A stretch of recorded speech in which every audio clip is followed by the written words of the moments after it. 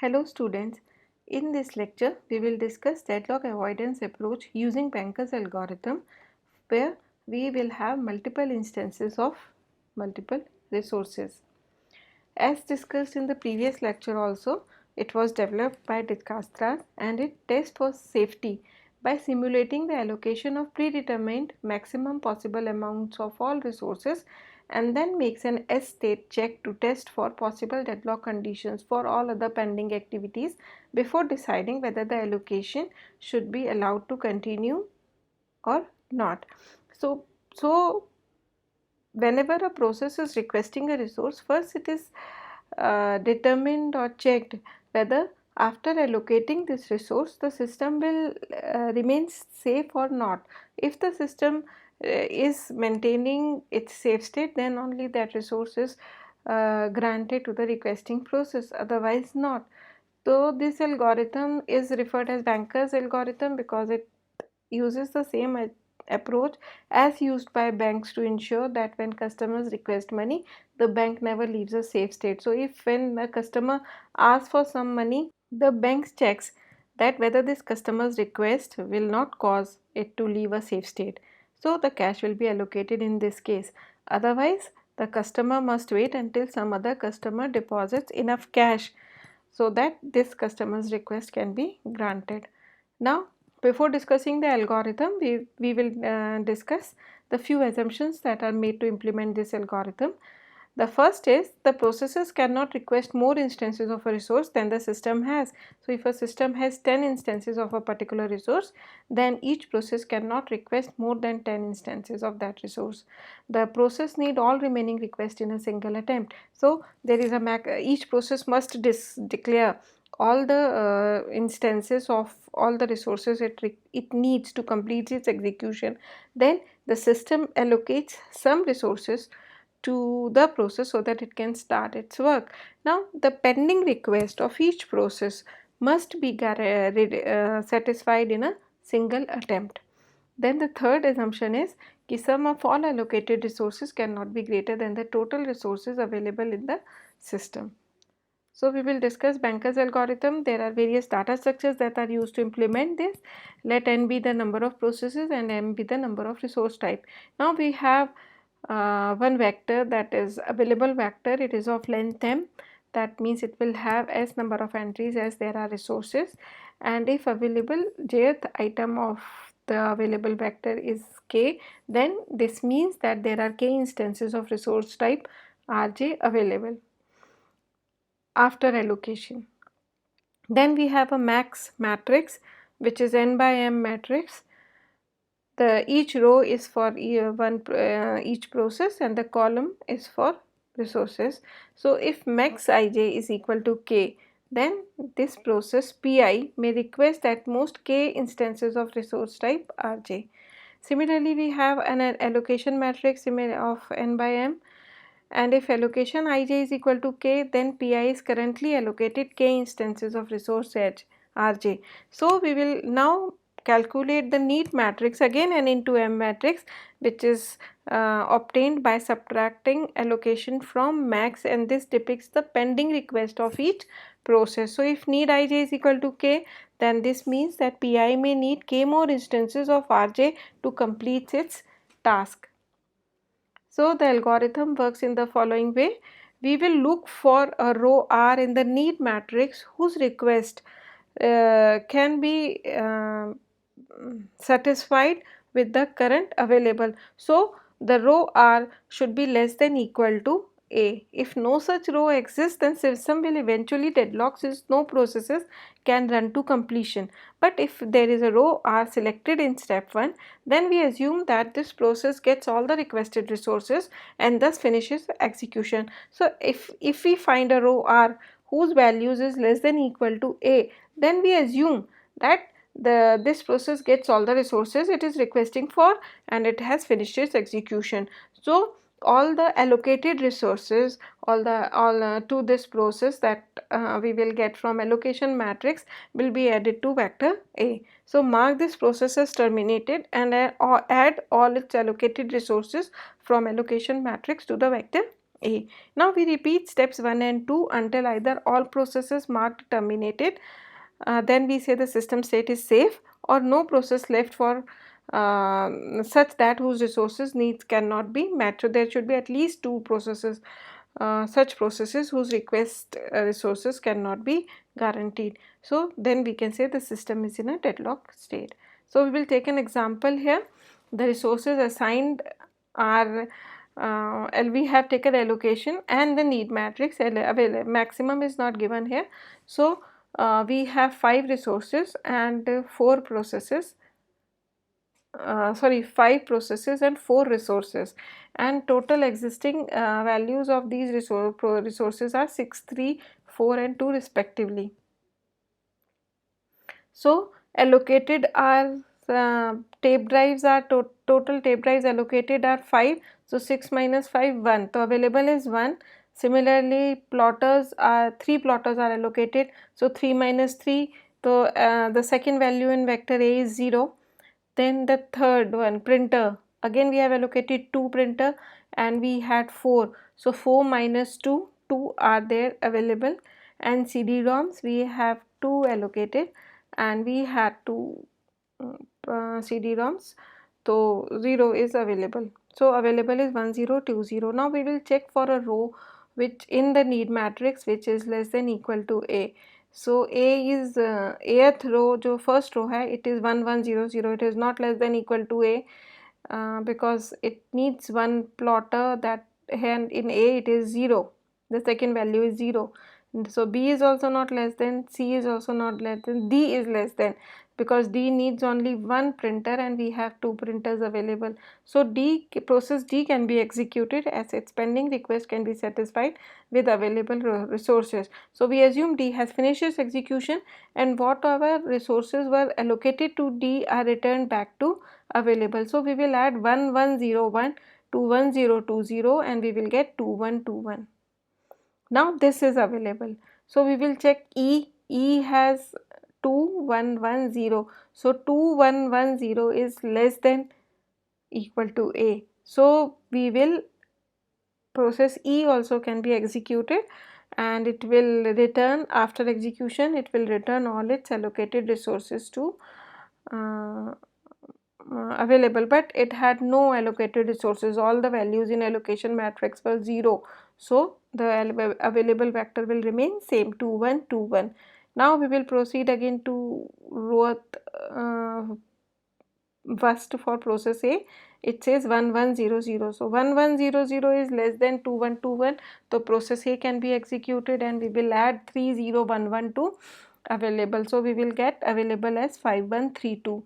Now B is can be serviced. So we will add allocated resources of B, that is 0, 1, 0, 0 to 5, 1, 3, 2, and the new available will be 5, 2, 3, 2.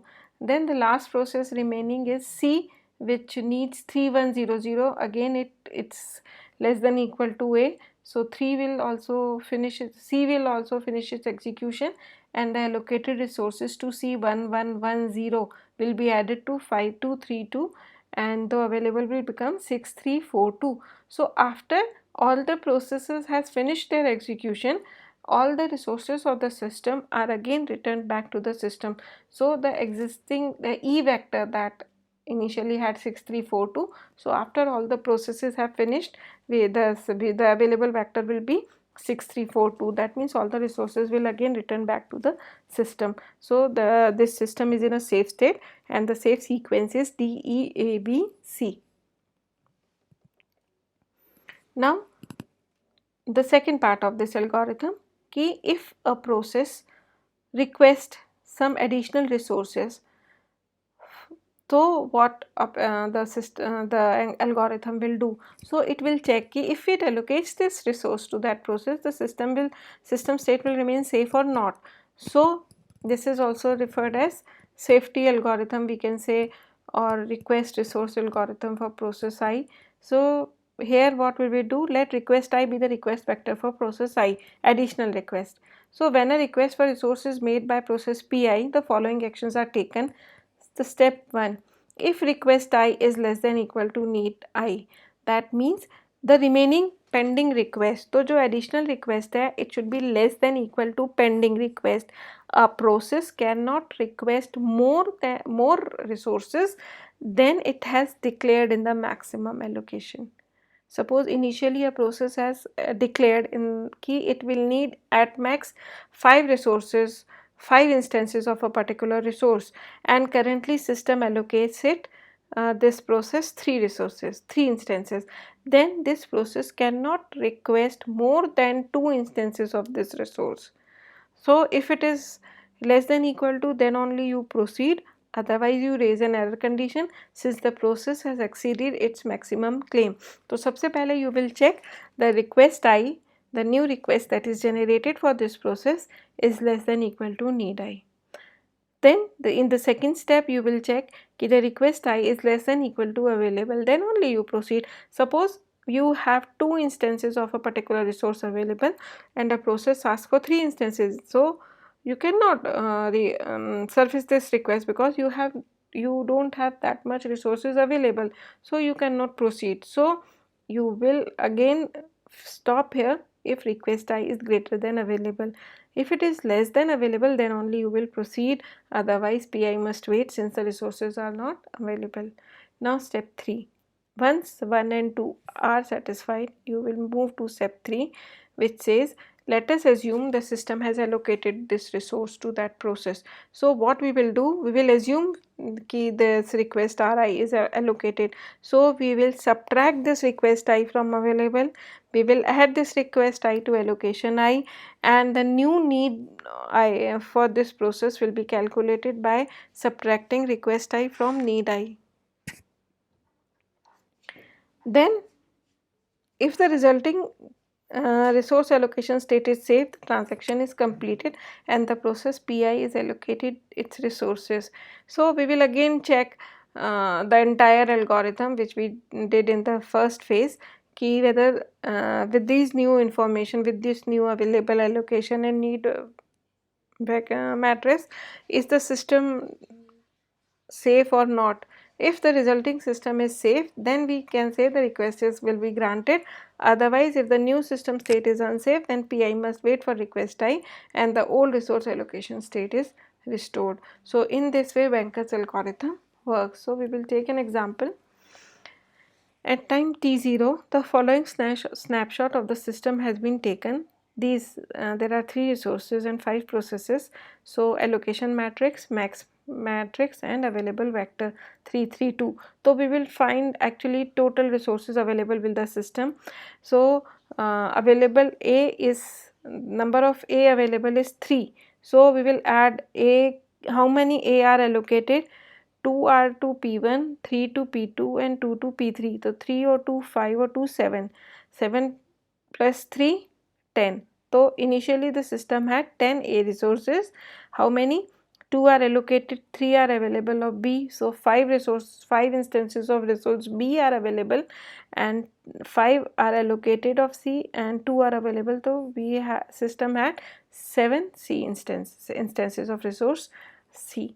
So this basically you can do initially so that you can check whether after allocation or after your algorithm terminates, again the available becomes 1057. If it is 1057, then you can say you have done it correctly. Otherwise, if you don't get 1057 in available after the algorithm terminates, then you must have done something wrong. So to check yourself कि you have done this problem correctly, you can do this. So the first question is asked, what is the content of matrix need? So need will be obtained by subtracting allocation from max. Then you will check whether the system is in a safe state, and then the third part will say कि if a request from process P1 arrives for 102, can the request be granted? So the first part of the algorithm, the need matrix is calculated, allocation max minus allocation. So 7 4 3 1 2 2 6 0 0, this is the need matrix. Now we will check for whether the system is safe or not. Initially available is 3 3 2. So we will check 7 4 3 cannot be allocated. Then P1 1 2 2, 1 2 2 is less than 3 3 2. So we will assume कि P1 has finished its execution and we will add what all the resources were allocated to P1. So P1 had 200 allocated to it. So we will add 200 to available 332, and now the available will become 532. Now we will see again next process P2, it has 600, so it is asking for 6 A's, but we don't have currently, so we will proceed further. P3 process, so P3 is asking for 011. So it is less than available, so we will assume कि P3 has finished its execution, and what all resources were allocated to P3, 211. So we will add 211 to available, and now available will become 743. So now we will check for P4. P4 need is 431, it is less than 743. So we will assume P4 has finished its execution, and we will allocate all the resources that were allocated to P4, 002 to available. So 002 is added to 743, and we will get 745. Now again we will come to P0 process. Now P0's need is less than available, so we will finish P0, and all the resources allocated to P0, that is 010, will be added to available, and available will become 755. Now P2 is asking for 122, obviously it is less than available, so P1 will get the resources, it will finish its work and return all the resources it was allocated back to the system. So P1 had 200, so 200 will be added to P2 had 302, so we will add 302 to available, and now the available resources will be 1057. So after all the processes were able to finish off, all the resources that the system initially had are returned back to the system. So when we calculated the total existing resources with the system, it was 1057, and after our allocation of execution of all the processes, available is also 1057. So this though we have done it correctly, the system is safe, and the safe sequence is P1, P3, P4, P0 and P2. Now the third part of the question, कि if a request from process P1 arrives for 102, can the request be granted immediately? So the request is 102. 102 is less than 332, yes, and 102 plus 200 is less than 322. The request can be granted if we can find a safe sequence. Okay, so in the second part, that is 102 plus 200, we are actually checking whether the total request of process P1 is less than equal to its maximum request. So its maximum request is 322. We can say in this question the maximum request for P1 is 322. तो उसकी total जो request है, it should be less than equal to 322. So that both the conditions are true, so we will proceed further. Now what we will do, we will assume कि we have allocated this to P1. So we will add 102 to 200, and the allocation will become 302, and we will subtract 102 from 122. So now the need will be 020 for P1, and available will become 332 minus 102, that is 230, because we have additionally allocated 102 resources to P1. So available will be reduced to 230. Now with this new values, new allocation, new need and new available, we will proceed or follow the same procedure for finding a safe sequence as we were doing previously. So with 230, the pending request of P0 cannot be satisfied because it is asking for 7A, 4B and 3Cs. Then the next one, P1. P1's request is 020. So 020 can be taken care of. So first P1 will finish off. Then P2 cannot be taken because it is asking for 6 A's and we will have only 5 A's. So then P3, then P4 and then P0 and then P2. So this will be a safe sequence, and because we were able to find a safe sequence, the additional request of 102 will be granted to P1. So in this way you will do this type of question where they are asking for need matrix, and then the pending new request that for a process arrives, then what will the system do? Now again the next example, here also we have 4 resources and 5 processes, and again we have found total resources that are 3, 14, 12, 12. So we have 3 A's and we have allocated 2 A's, so 1 A is available. We have 14 B's, we have allocated 9 B's to P2 and P3 jointly, so we are left with 5 B's and so on. So available is given, that is 1520. Again you have to find the content of metric need, and system, you have to find whether the system is a safe state or not, and then if a request for process P1 arrives for 0420, can the request be granted immediately?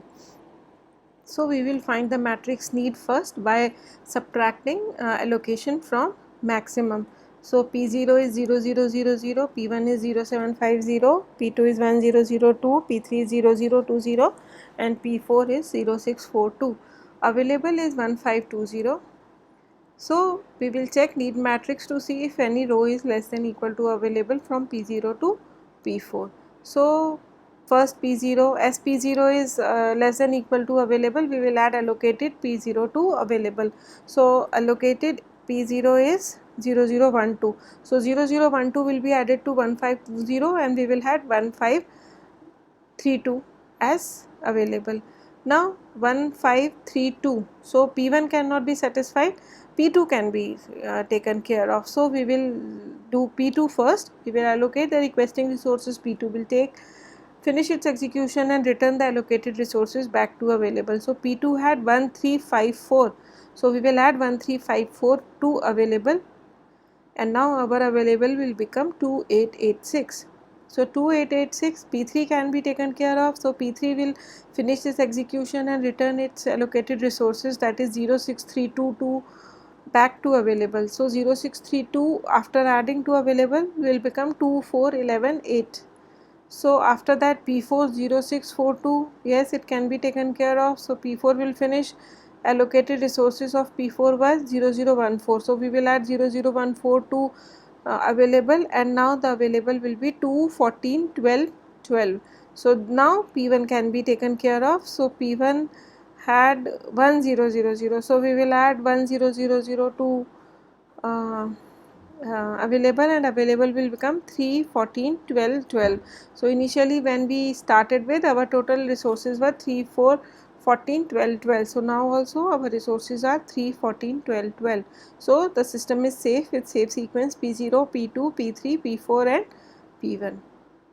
Now the third part of the question, if a request for process P1 arises for 0420, can the request be granted immediately? So again we will check the same thing, we will check whether it is less than available, and the total resources requested by P1 should be less than its maximum request. So 1000 plus 0420 is less than equal to 1750. So yes, we will proceed further. So again, assuming ki the request is granted, so allocation will become 1420 and need will become 0420. Sorry, by subtracting this 0750 minus 0420, we will get 1330, and available will become 1100 because we have additionally asked for 0420 for P1. So again we will check from P0 to P4 whether we are able to find some safe sequence in such a way that all the processes can finish its execution. Yes, we can, and so you can again proceed like we were doing in the previous case, and we will find the safe sequence. So yes, the request will be granted in this question also. Now another question, an operating system uses the Banker's algorithm for deadlock avoidance when managing the allocation of 3 resource types X, Y and Z to 3 processes P0, P1 and P2. The table given below represents the current system state. Here the allocation matrix shows the current number of resources of each type allocated to each process, and the maximum matrix shows the maximum number of resources of each type required by each process during its execution.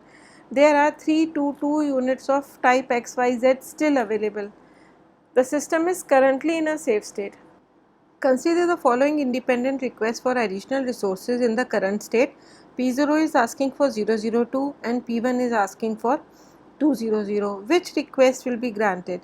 Need after allocation will be, if we allocate these additional resources, so P0 is asking for 002. Initially it had 001, so it is asking for 002. So yes, we can basically proceed further because it was initially asking for 3Z and its requests are also under the given range.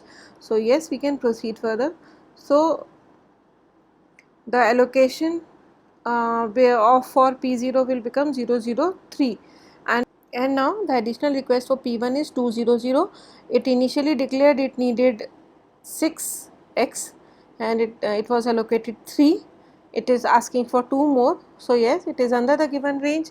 We will, and we have available also, so we will allocate 2 more to P1. So now P1 will become 520.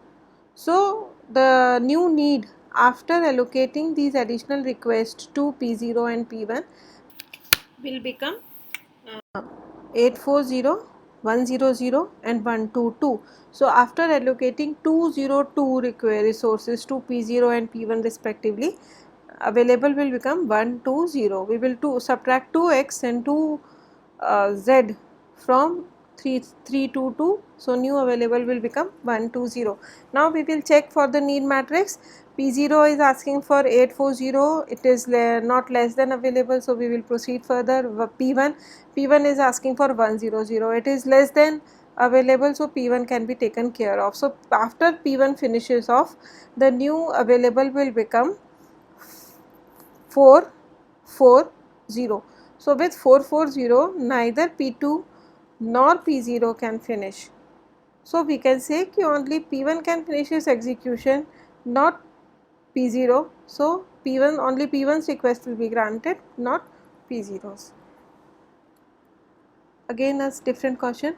Consider a system with 4 types of resources R1, R2, R3 and R4 with 3, 2, 3, 2 units. So R1 has, we have 3 R1, 2 R2, 3 R3 and 2 R4. A non-preemptive resource allocation policy is used. At any given instance, a resource is not entertained if it cannot be completely satisfied. 3 processes P1, P2, P3 request the resources as follows if executed independently. So these are the requests for process P1, P2 and P3 for different times. T is equal to 0, T is equal to 1, 2, 3 and so on. Will it be possible to finish all 3 processes if these processes run concurrently starting at time t0? So it needs some explanation. We have 3, 2, 3, 2 resources available. So at t is equal to 0, P1 requests for 2 units of R2 and P2 requests for 2 units of R3 and P3 requests 1 unit of R4. So we have allocated, it is requesting for 2 units of R2. So R1, R2, R3, so 2 R2 is subtracted, so now available is 0, then 1 R3 is available and 1 R4 is available. At time T1, R3 request for 1, P1 request for 1 R3. So this 1 R3 is also allocated, so now we will have 0 R3. Now at t is equal to 2, P2 request for 1 R4, so R4 will become 0 and P3 request for 2 R1, so R1 will become 1. Now t is equal to 3, at t is equal to 3, P1 request for 2 R1. Now we have only 1 R1 available, and in the question it is given कि you have to satisfy the request as a whole. You cannot satisfy, you cannot give 1 R1 to P1 because it is requesting for 2 R1, so P1 will wait. Now at t is equal to 4, P2 will request for 1 R1, so it will be granted. So now we don't have any resources left. Then at t is equal to 5, P1 will release 1 R2 and P3 will release 2 R1. So P3 will relieve 2 R1 and P1 will relieve one R2. So these two resources released by P3 can be allocated to P1, and so P1 can proceed further.